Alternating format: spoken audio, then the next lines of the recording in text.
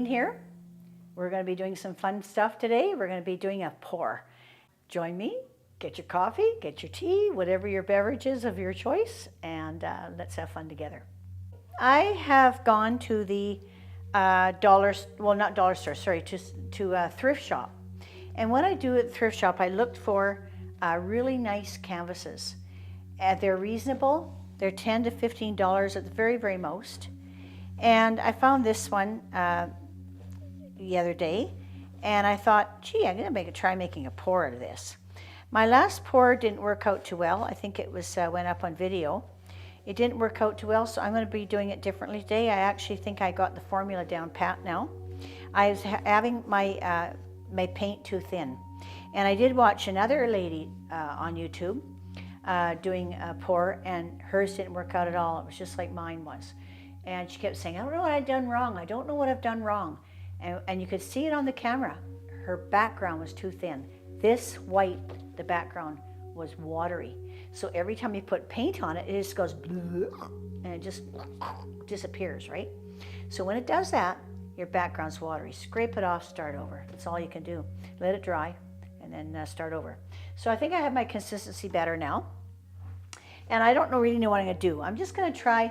I want to spin it, but I don't know quite what I do. And I got some air guns here because I get a headache when I blow too hard or a long time on a straw. I start getting a little bit dizzy. I think it's my old age.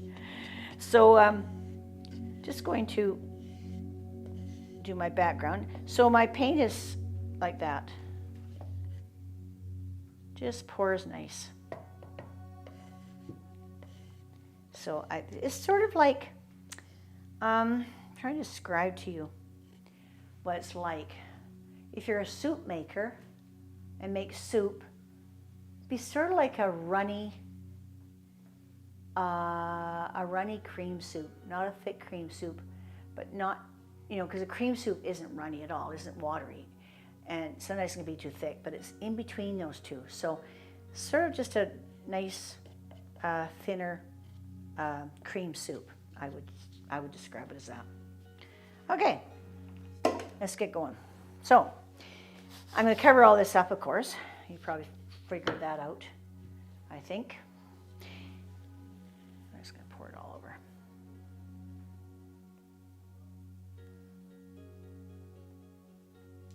It does take a lot of paint. This is house paint. I just buy house paint. And even for my pours, you can use house paint. There's nothing wrong with it. In fact, you can even use, let's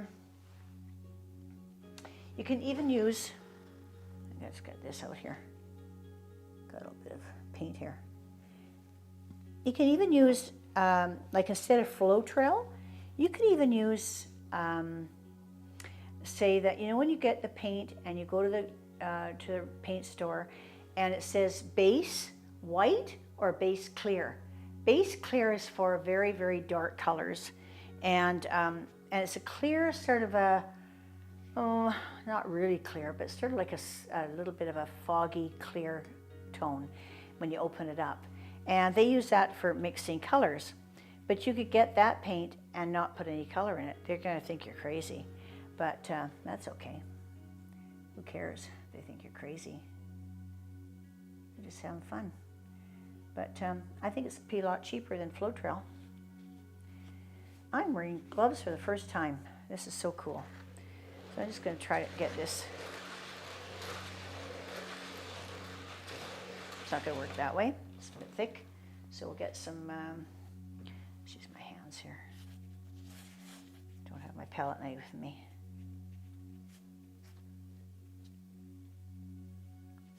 So this is nice and thick. Maybe too thick. Let's see.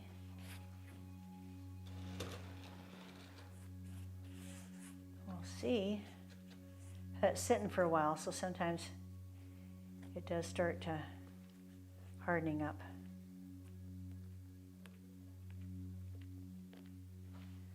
Got a lot of plastic in paint, nowadays. There's in this acrylic paints. There's lots of polymers and plastics in it.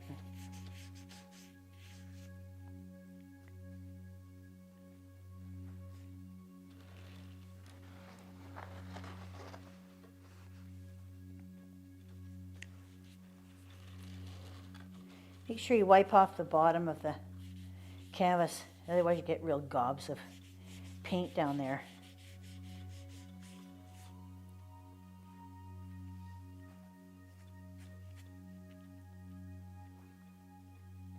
There we go.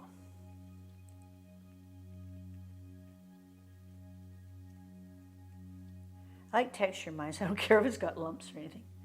I don't mind the lumps.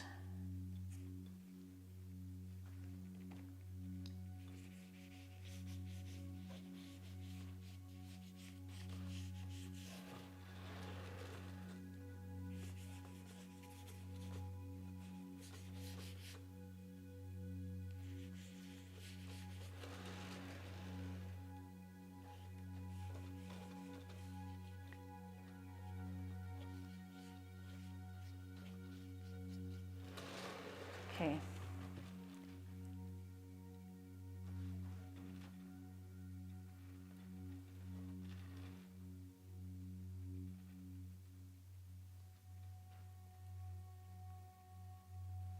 Okay. Give it a little tipperoo here.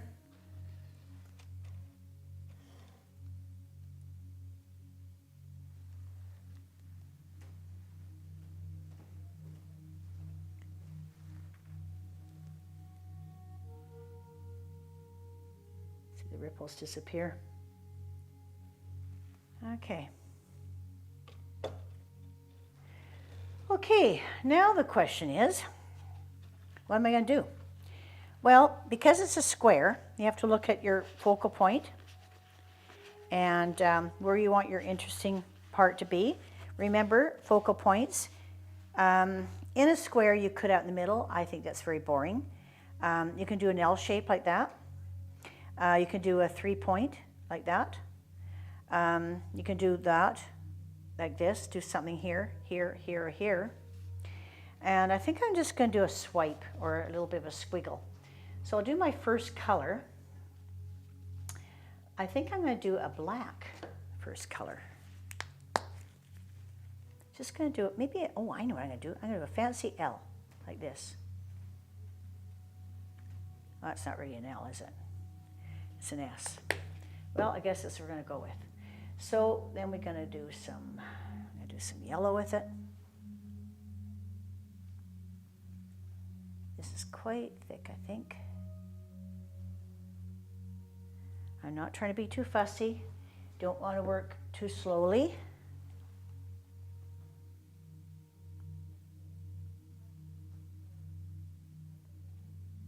Oops.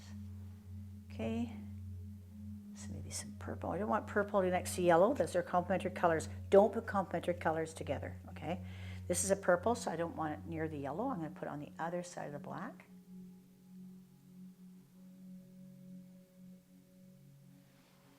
And I need a blue.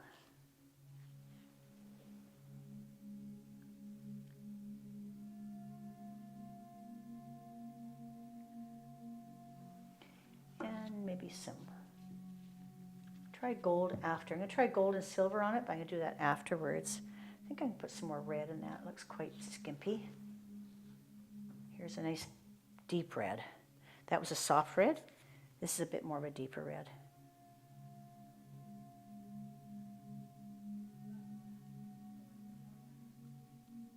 Okay. And let's see, let's get a little dab of white in there.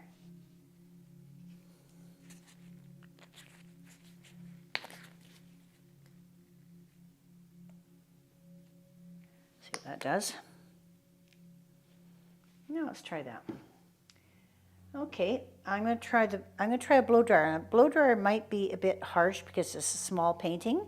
You need a great big canvas, and then you can use a blow dryer. Just find it pushes too hard. But we'll try it. We'll see what happens. Remember to not put it on hot. You want a blow dryer that gives you the option of putting this on or off. You also want one that will keep it on cool. Now this one I have to hold it down as I keep it on cool.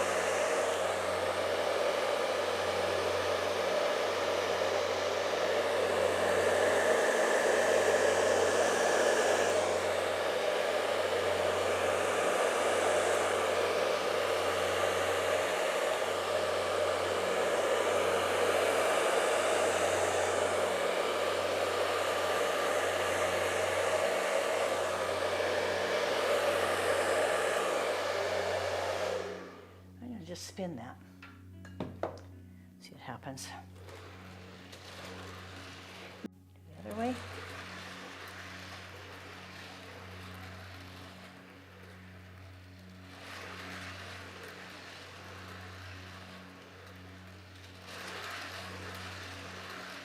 It's a bit thick, this paint, so I have to spin it a little bit faster. If I had my paint thinner, I wouldn't have to spin it quite so fast.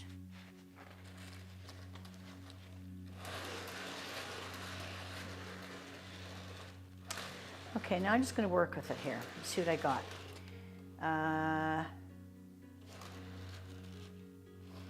What direction I like. I think I like it from here. This looks like I like this, and then this is sort of coming out. So I'm just going to take my thing here and just get out a bit more.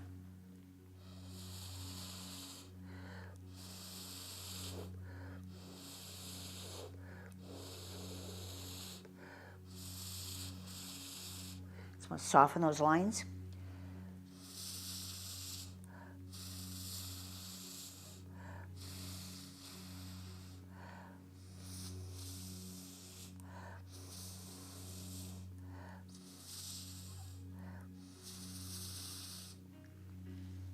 That.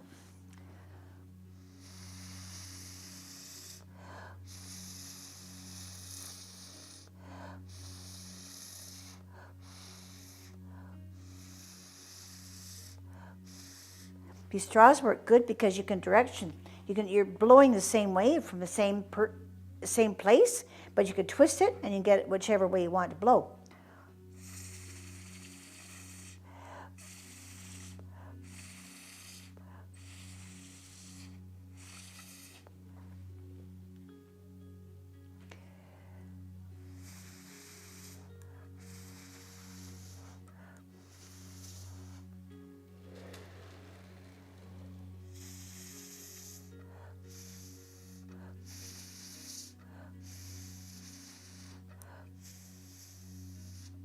That. That's okay. That's starting to shape up. I don't think I have to. Let's see what colors I need more of. Maybe a little bit more yellow. I could just spurt a little yellow in it. Got one here, just to even it out. Maybe I'll just do a yellow here.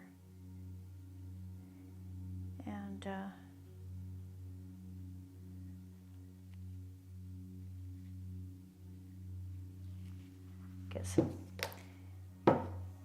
get some little bit of a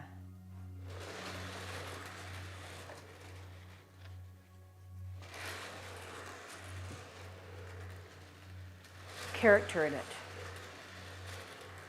That's not going to work.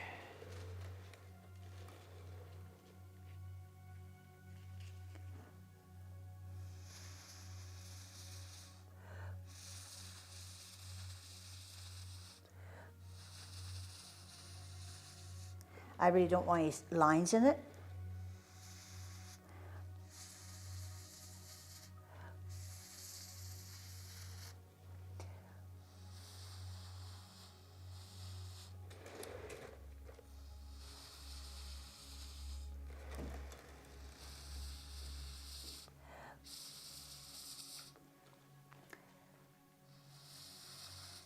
I think that's it. Ooh, I like that.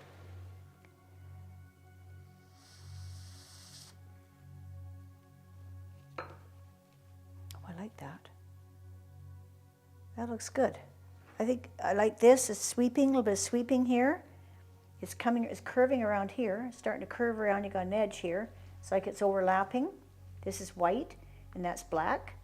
I could even emphasize that a little bit by taking a little bit of white.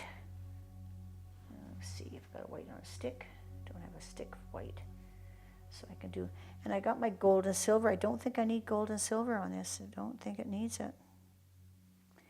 So you have your white, I have my black. So always try to have white and black in every picture, just to give it your contrast. I think that's it. I want to thank you for joining me today. And you know, you don't need talent for this. This is just fun. And you don't need to learn to take lessons to play guitar or to play a piano or whatever.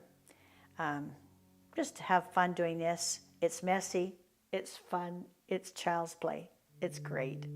Thank you.